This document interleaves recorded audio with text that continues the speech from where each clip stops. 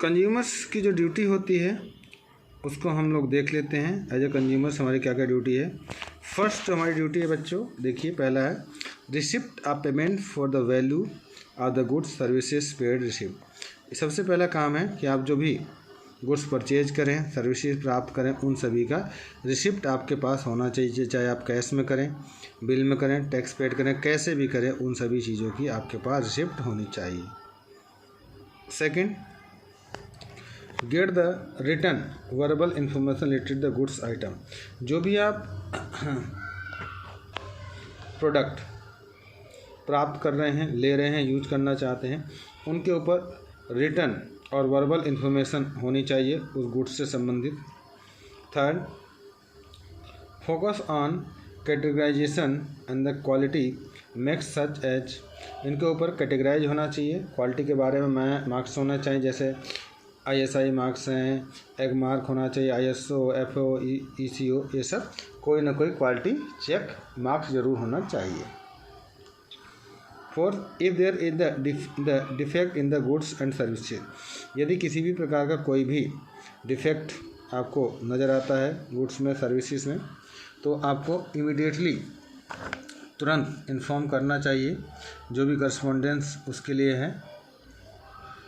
पांचवा पॉइंट है बच्चों, collect documents and the testimonies for the confirmation of their complaints.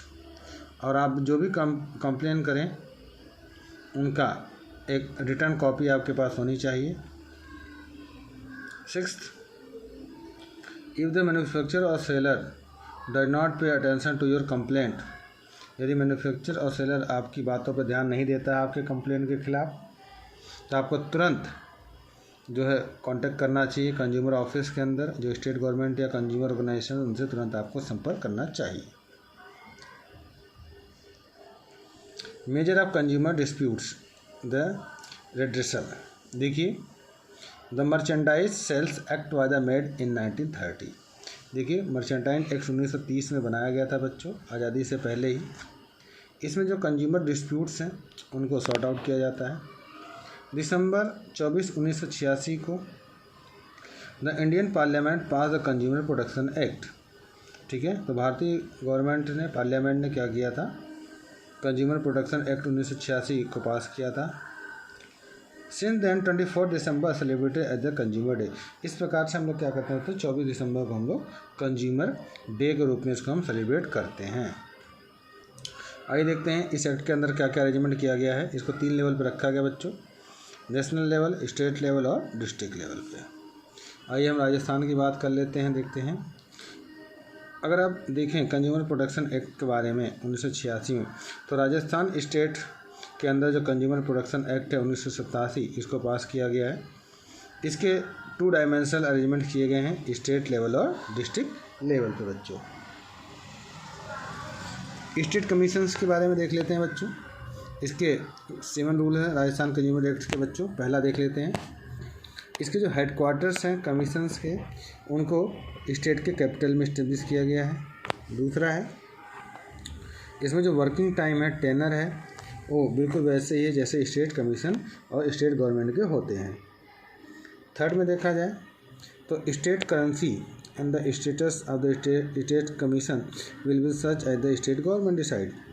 इसमें जो करेंसी है उसको स्टेटस गवर्नमेंट या स्टेट गवर्नमेंट जो डिसाइड करती है वही मानी जाती है। फोर्थ अगर हम देखें बच्चों, तो जो स्टेट कमीशंस की मीटिंग है उनको कन्वेंटेड किया जाता है चेयरमैन के माध्यम से। ये बहुत ही ज़्यादा नेसेसरी है।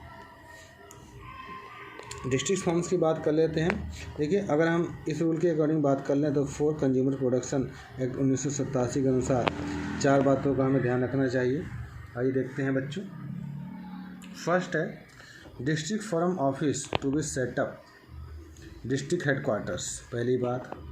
दूसरी है, the working days of office hours of the districts will be the same as the government. Third है, the office currency and the status district forum will be state, बिल्कुल सेम होना चाहिए। फोर्थ है, the district meeting will be the convened by the chairman. आइए अब देखते हैं consumer dispute जो रेड्रेसल प्रोविजंस हैं उनके बारे में। द वैल्यू ऑफ गुड्स और services are the amount required for the compensate is more than 20 lakhs। देखिए इसमें क्या किया जाता है, जो भी सर्विसेज हैं, गुड्स हैं, उसका जो कंपनसेशन है वो 20 लाख से अधिक नहीं होना चाहिए।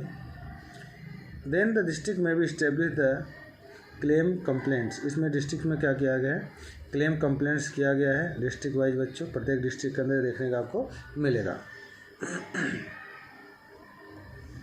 The amount of the value of the item service and the amount required for the amount is more than 20 lakh. यदि आपकी जो सर्विसेज है, गुड्स है, जो भी रिक्वायरमेंट 20 लाख से अधिक है और 1 करोड़ से कम है, तो इसके सेटलमेंट्स के लिए आपको कंज्यूमर को क्या करना है, फाइल कंप्लेंट करना होता है स्टेट गवर्नमेंट के पास। थर्ड पॉइंट देखते हैं, if the value of the item और service is more than 1 crore the consumer can file a complaint the national consumer layer. यदि आपकी जो सर्विस उसका 1 करोड़ से अधिक है तो आपको जो फाइल है कंप्लेंट आपको नेशनल कंज्यूमर प्रोटेक्शन कमीशन के पास करना होता है बच्चों। अपील एरिया देखते हैं, अगेंस्ट द डिस्प्यूट डिसीजन। देखिए हर एक डिस्ट्रिक्ट में एक फोरम की स्थापना की गई है जिसमें कि जो भी डिसीजंस हैं वो लिए जाते हैं। 19 डेज का इसमें मैक्सिमम पीरियड लगता है बच्चों। इसके अंतर्गत आपको कमीशन आपको क्या करती है, रिपोर्ट प्रस्तुत कर देती है। सेकंड है, appeal can be made against the decision of the state commission in the national commission. आप स्टेट कमीशन की अपील नेशनल कमीशन में कर सकते हैं बच्चों। Third point, there is a provision for the appeal in the supreme court against the decision of national consumer. आपके पास ये अधिकार होता है कि आप नेशनल कंज्यूमर प्रोटेक्शन एक्ट के खिलाफ सुप्रीम कोर्ट में अपनी बात को रख सकते हैं, वहाँ पर आप अपील कर सकते हैं। आइए बात करते हैं लीगल अवेयरनेस की बच्चों। देखिए सभी व्यक्तियों को, ठीक है, चाहे अमीर हो चाहे गरीब हो, ठीक है, उन सभी को इसकी जागरूकता होनी चाहिए। अगर आप देखें 1881 में इसको लीगल मोमेंट्स के हिसाब से एक्सपोज किया गया था। कुछ ऐसे रूलर्स थे जिन्होंने 1944 में लीगल असिस्टेंट और के साथ पुअर और नीडी पीपल जो ब्रिटेन के लोग थे उनके लिए इस एक्ट को बनाया गया था। जो गवर्नमेंट ऑफ इंडिया है उसने भी कुछ गाइडलाइन 1960 में इस सब्जेक्ट के ऊपर प्रस्तुत की है जस्टिस के बारे में। अगर हम 1960 की कमेटी की बात कर लें बच्चों, जो कमीशन उस समय फॉर्म हुई थी इस सब्जेक्ट्स के ऊपर, जिसका ऑब्जर्वेशन जो था वो हमारे हॉनरेबल सुप्रीम कोर्ट के जस्टिस PN भगवती के साथ मिलकर के किया गया था बच्चों नेशनल लेवल पे। एक ऐसा एक्ट है जिसको 1987 में इम्प्लीमेशन में लाया गया था। इसमें बहुत सारे प्रोग्राम्स थे जो यूनिफॉर्मली पूरे भारत के अंदर इसको लागू किया गया था। ये लॉ जो था बच्चों 5 नवंबर 1995 को पूरे देश में लागू कर दिया गया था। नेशनल लीगल सर्विसेज को हम लोग 5 नवंबर को सेलिब्रेट करते हैं बच्चों। Under the legal service act 1987 बहुत सारी स्कीम्स चलाई गई है, इम्प्लीमेशन में लाया गया है, अपॉर्चुनिटी दी गई है, इम्प्रूव किया गया है, जुडिशियल सिस्टम को लागू कर दिया गया है बच्चों, इनइक्वलिटी को समाप्त किया गया है। बहुत सारे वेलफेयर प्रोग्राम्स रन किए जा रहे हैं गवर्नमेंट के द्वारा।